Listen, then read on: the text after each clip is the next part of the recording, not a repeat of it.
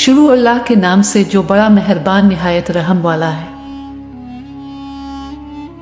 जालिम बाप और उसकी बेटी का वाकया दूर जहालत की बात है कि एक बड़े शख्स ने जब नबी करीम सल्लल्लाहु अलैहि वसल्लम को हज़रत फ़ातिमा ज़हरा सलामुल्लाह अलैहा के साथ मोहब्बत करते हुए देखा तो हैरत ज़दा होगी। फिर उसकी आंखों से आंसू निकल आए। सोचने लगा कि किस तरह बेदर्दी से मैंने अपने प्यारे जिगर को सिर्फ दूर जहालत के रस्म व रिवाज की बना पर जिंदा दरगोर कर दिया था।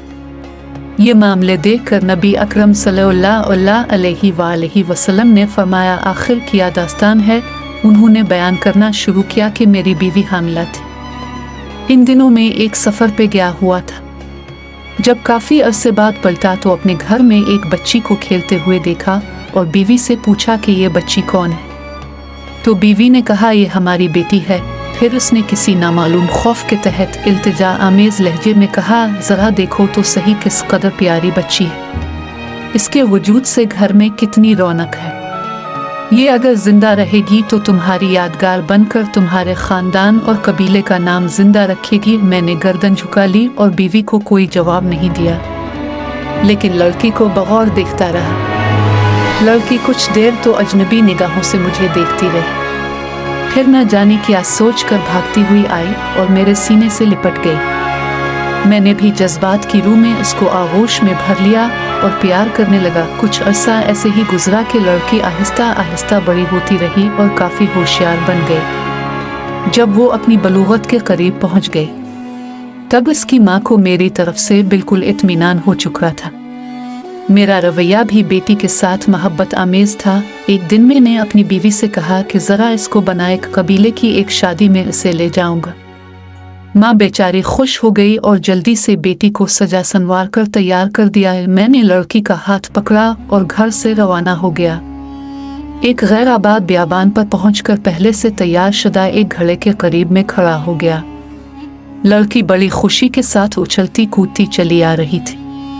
मेरे करीब आकर रुक गई और बड़ी मासूमियत से सवाल किया, बाबा ये घड़ा किसके लिए है? मैंने सपाट लहजे में उससे कहा कि अपने ख़ानदानी रस्म और रिवाज के मुताबिक मैं तुमको इसमें दफन कर देना चाहता हूँ, ताकि तुम्हारी पैदाइश से हमारे ख़ानदान और कबीले को जो ज़िल्लत और रुसवाई हुई है इससे निजात मिल जाए। लड़की को सूरत हाल का अंदाज़ा हुआ तो इसके चेहरे का रंग उड़ गया और कब्ल इसके केस की तरफ से किसी रद्द अमल का इजहार। मैंने इसको गले में धकेल दिया। लड़की रोती रही और गिड़गिड़ाती रही, लेकिन मुझ पर उसके फरियाद का कोई असर न हुआ। मैंने गले को मिट्टी से भर दिया। अगरचे आखिरी वक्त तक वो हाथ उठाए, मुझसे जिंदगी की भीख मांगती रही, इल्तिजा करती रही, लेकिन अफसोस मैंने अपने दिल के टुकड़े को जिंदा दरगोर कर दिया। लेकिन इसकी आखिरी इल्तिजा भी मेरे कानों में लूवी टपकती रहती है कि बाबा तुमने मुझे तो दफन कर दिया, लेकिन मेरी माँ को ना बताना, कह देना कि मैं बेटी को अपने कबीले में छोड़ आया हूँ। ये सुनकर हुजूर सल्लल्लाहु अलैहि वसल्लम की आंखों से आंसू जारी हो गए। इस वक्त नबी अकरम सल्लल्लाहु अलैहि वसल्लम की आगोश में जनाब फातिमा ज़हरा अलैहिस्सलाम बैठी हुई थी।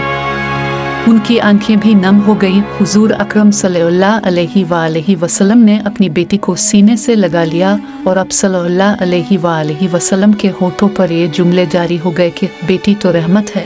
और फिर आसमान की तरफ देखते हुए फरमाया, मैं फातिमा को देखकर अपने मशामजा को बेहिश्त की खुशबू से मुअत्तर करता हूँ। अल्लाह में तुझसे मौत के वक्त आराम और राहत और क़यामत के हिसाब व किताब के वक्त अफ़ू व मग़फ़िरत का तालिब हूँ। बेटियाँ अल्लाह पाक की रहमत होती है, उनकी कदर कीजिए और ये आप लोगों के घरों में कुछ दिन के मेहमान होती हैं।